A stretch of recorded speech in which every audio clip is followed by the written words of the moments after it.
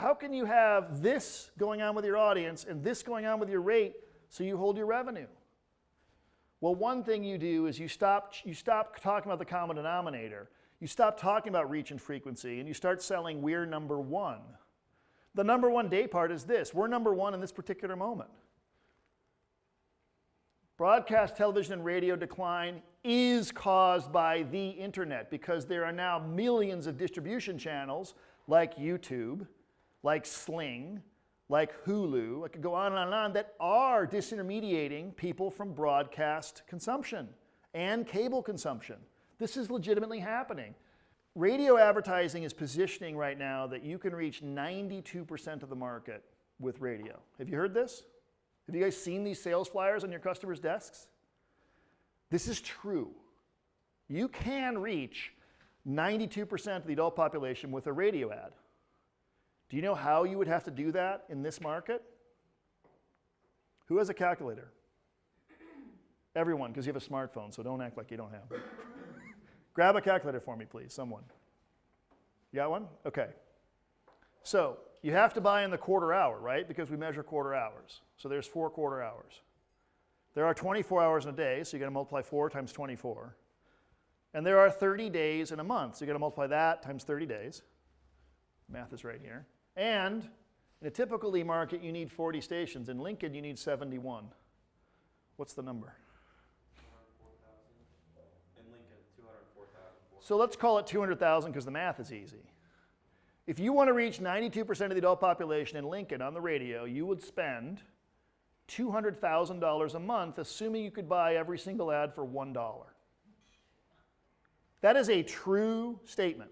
The only way to get that level of reach is to buy every ad on every station. It's the same way if you wanted to get 100% of the digital reach of your website, you would have to buy an ad on every page. But you don't sell it that way, and no one ever buys every single station at every quarter hour to get to 92%. So why is the 92% number coming out from their sales organization? Because it's better than your 85 is why. Because an advertiser gets a piece of paper that says, Ava says it's 85, and John from the radio station says it's 92. I think I'll buy John. Literally, that's how ad decisions are made.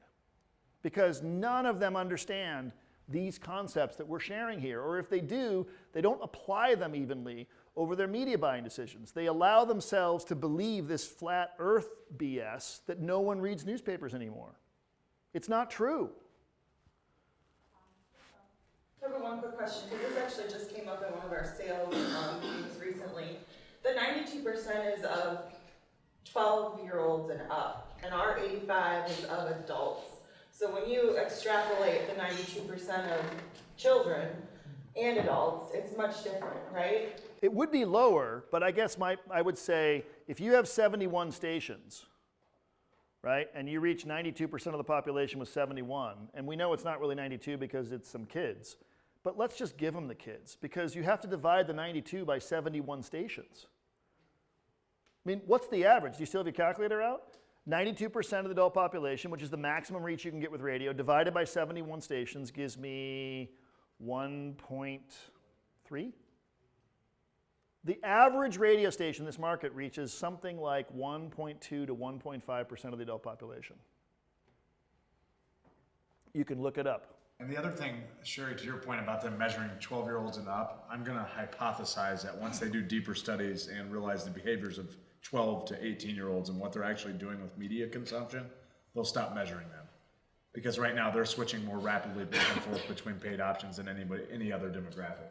Think about this. So my daughter is a college student at the College of Worcester in Ohio, and she plays soccer and lacrosse there as part of her gig there. So she walks back and forth between her dorm and soccer practice all the time, and she listens to the free version of Pandora, because I won't give her my login because she'll screw up my feed, right?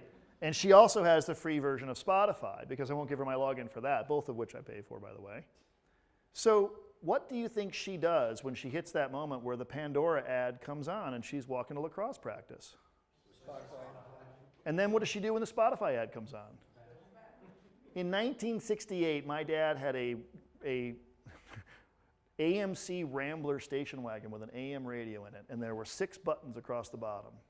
You know what those 6 buttons are for? They're for actuating the average quarter-hour measurement or changing the station when an ad comes on.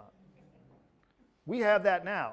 We have sales reps that don't know that the radios had buttons because the memory is done that way anymore. And we have sales reps in our company that don't know that AM radio is like a thing. So that's how the behavior of advertising avoidance predates broadcast technology. It's amazing. Okay, here's a couple other fun facts that are incredible, I think. One, I Love Lucy, the entire season in 1953. Remember we said one show, 1 2-hour episode of MASH got 60% reach. I Love Lucy was the biggest show in the country in the 1950s. She had 67% reach of the season. 2/3 of the adult population watched the same show. That's incredible. Now, they didn't watch every night, and they weren't over 60% on any given night, but in aggregate over the course of the season, they were north of 2/3 of all the adults in the country watched I Love Lucy. By 2005, that number, remember, was Everyone Loves Raymond, was down to 20%. By 2018 or 2017, 16, sorry, the #1 primetime network in the United States, according to Nielsen, has 8.8 million average viewers during primetime. #1 with 3.5% of the adult population or 8.8 million viewers. That's why Stormy Daniels getting 22 million is big, because CBS normally gets 9. And it is big relative to their normal 9% incompetence, or 9 million incompetence, 3.5%. And remember we said the advertising model for radio is idiotic because it measures average quarter hour and television doesn't do that? Half of the households in the United States that have a television have a streaming service. If you have a streaming service, you are not consuming advertising. And almost 60% have a streaming service, and many of us, like me, have more than one. Currently, Nielsen measures current day +7. So all of their ratings go on a 7-day. And we just tend to give them the benefit of the doubt because I don't think our argument changes very much. When they have 3.5% reach of the adult population on their top day, and I know of that 3.5%, 70% of them are DVRing shows and probably avoiding every advertisement. I don't really need to go in there, but I can graze over it with the advertiser and kind of touch on it without having to go in depth and say, but let's give them the benefit of the doubt and say they have 3.5% to our 85%.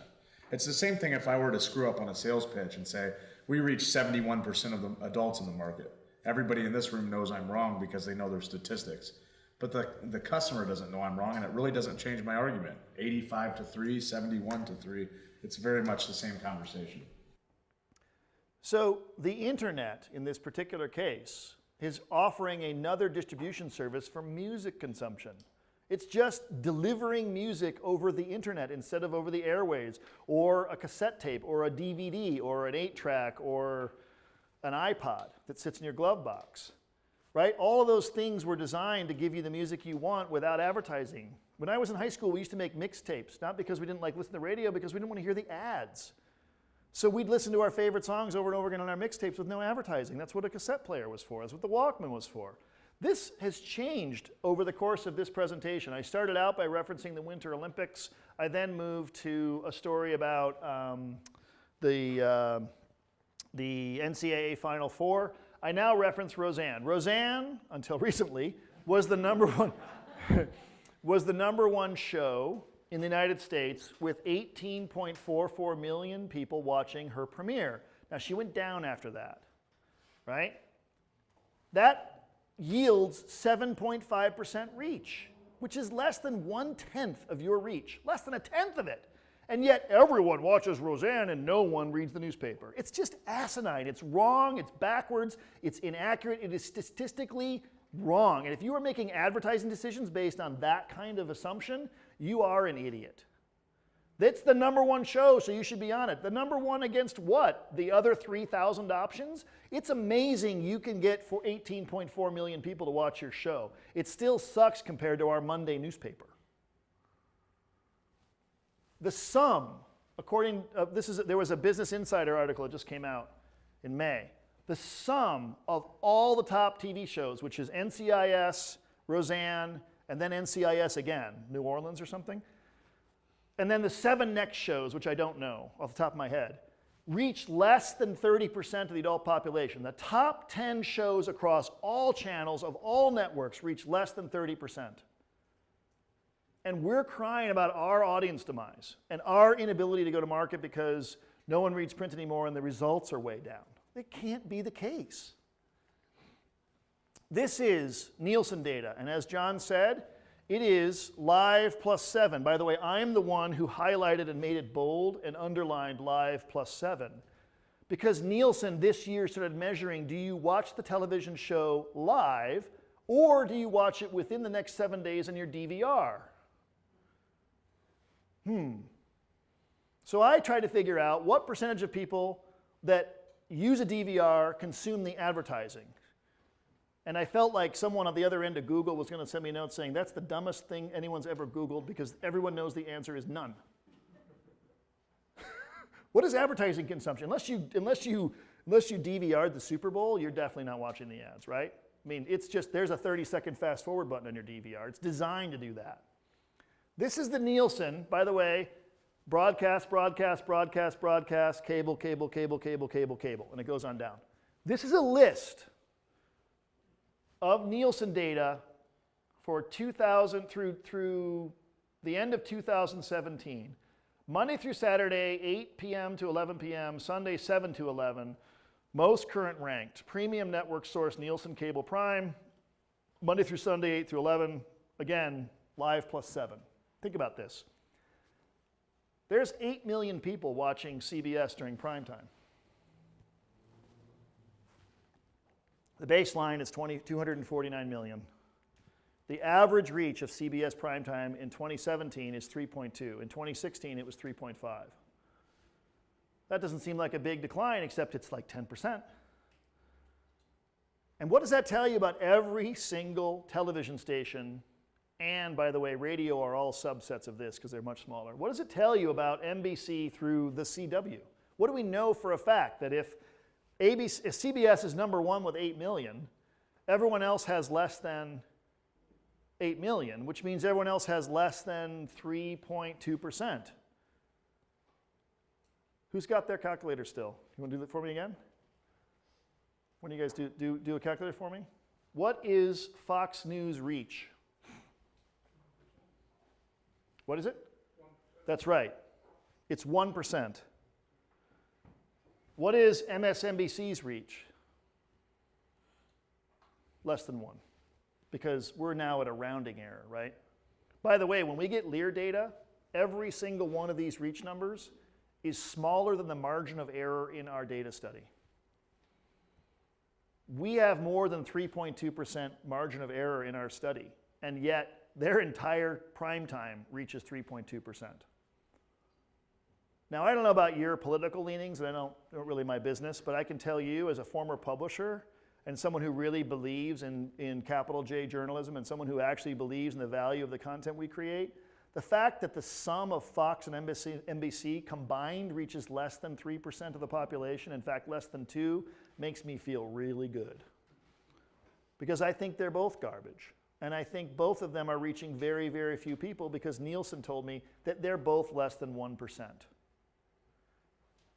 Which is not what they put on their sales material, by the way.